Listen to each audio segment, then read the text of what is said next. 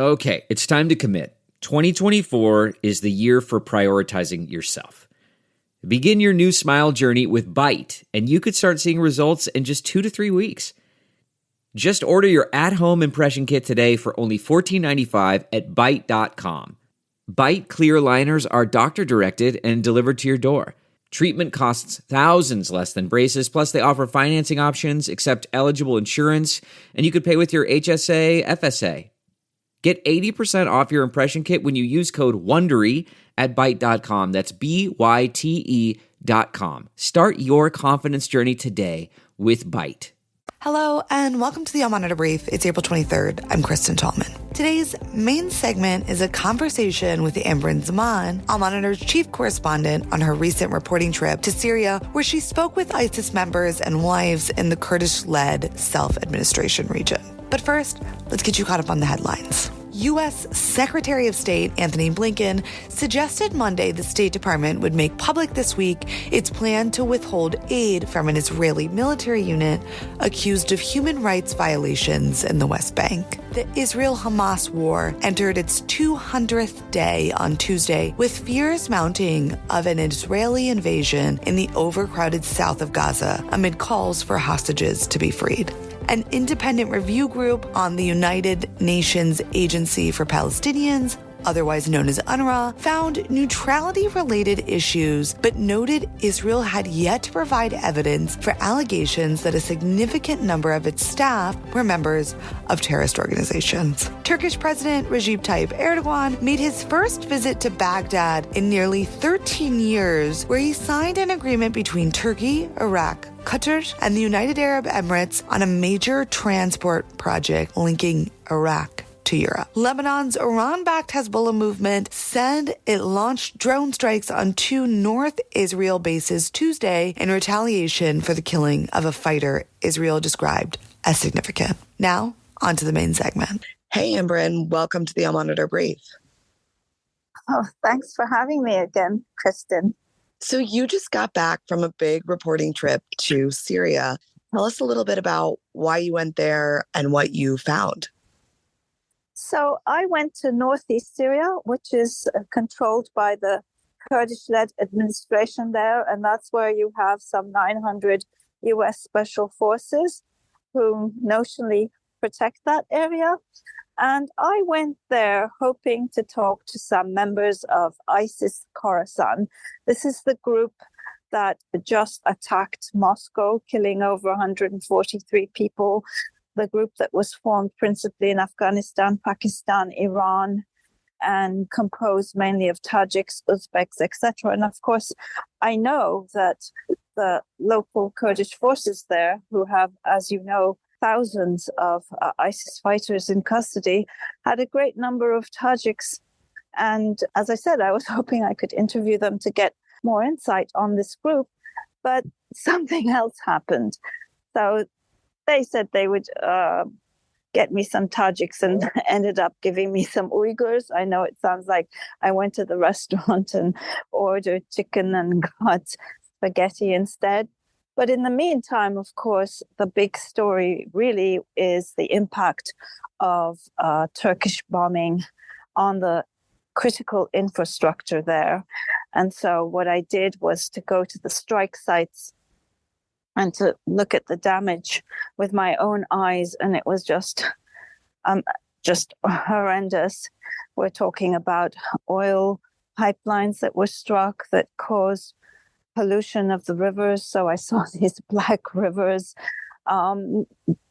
medical facilities where they hit an oxygen plant, a plant that was producing oxygen for medical purposes, numerous such places, power stations. And of course, all of this is having a huge impact on daily life there, but also on the detention camps, the camps and prisons where these ISIS people are being held. And this, in turn, is having a very negative impact on security.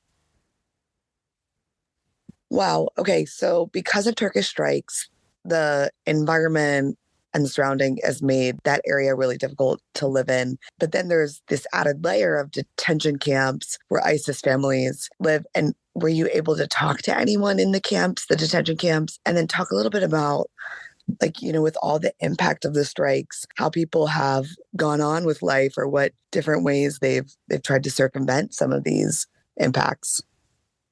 So in the camps, yes, I absolutely did speak to women, ISIS women, I guess you can call them. They're the wives of ISIS fighters who are being held in these two camps called Al-Hol and Roj camp. And they're there with their kids. And they said to me at Roj camp, which is the much better of those two camps, the conditions are much better, where they used to have 24-hour electricity and they no longer have electricity. So one immediate impact is, apart from the inconvenience of not having electricity, is that their kids used to watch TV and stuff, and that sort of kept them in line. But now with no TV, they're out, beyond the supervision of their parents or their mothers. And this is leading to radicalization among them, or should I say re-radicalization of them. And there are gangs being formed, and these kids are pretty violent. They throw rocks at people who work for non-governmental organizations. They're aid workers. They throw rocks at incoming cars. They have packs of stray dogs that they train to attack people. And also the security situation, as I said, when there's no electricity, the security cameras go out. And so quite a few people have attempted to escape, and some have. So there's that. But also for climate-wise, it's, very hot there in the summer. It's like 50 degrees. And so they won't have air conditioning. They won't have any means of cooling themselves.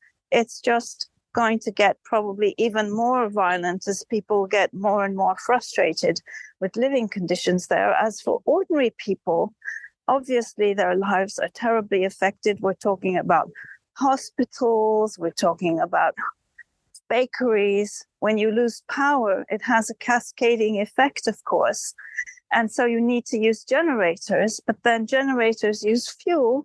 And because the oil fields and gas facilities have been struck, fuel prices have just shot up and production has gone down. So again, as I said, cascading effects. And how do people cope?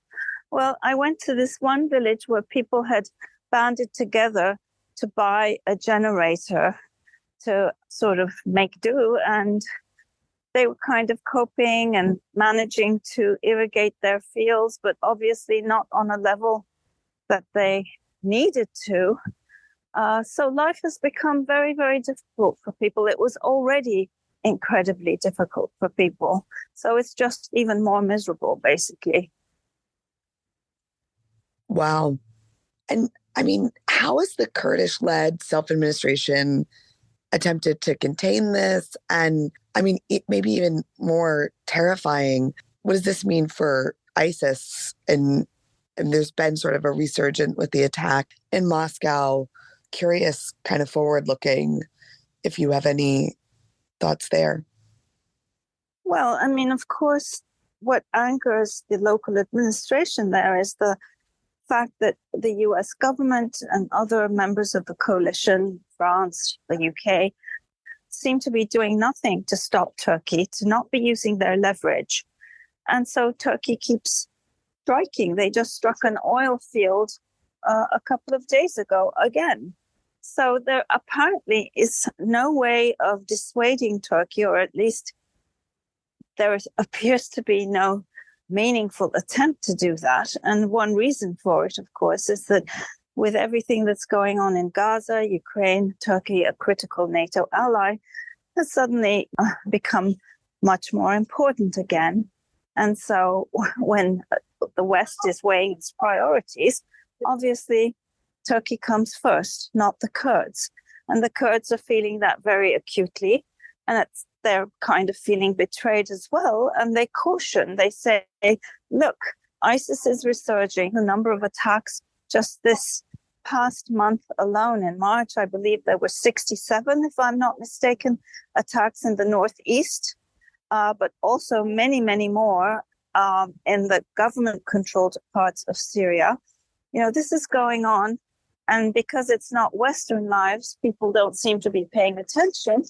But ISIS has threatened to strike the Olympic Games. It's been talking about attacking the UEFA Cup final games. And they did this thing in Moscow. So ISIS is a threat. And as the commander-in-chief of the Syrian Democratic Forces, which is the US-led coalition's top ally in the fight against ISIS, told me, the conditions exist currently for a full ISIS resurgence. And, maybe the West will wake up when it's back again, striking them in the heart of Europe. But until such time, apparently, they're just looking the other way. Amberin, terrific reporting. Thanks so much for giving us all the details and more. Okay, thank you, Kristen. That's it for today, April 23rd. You can read Amberin's feature and more stories impacting the region at allmonitor.com.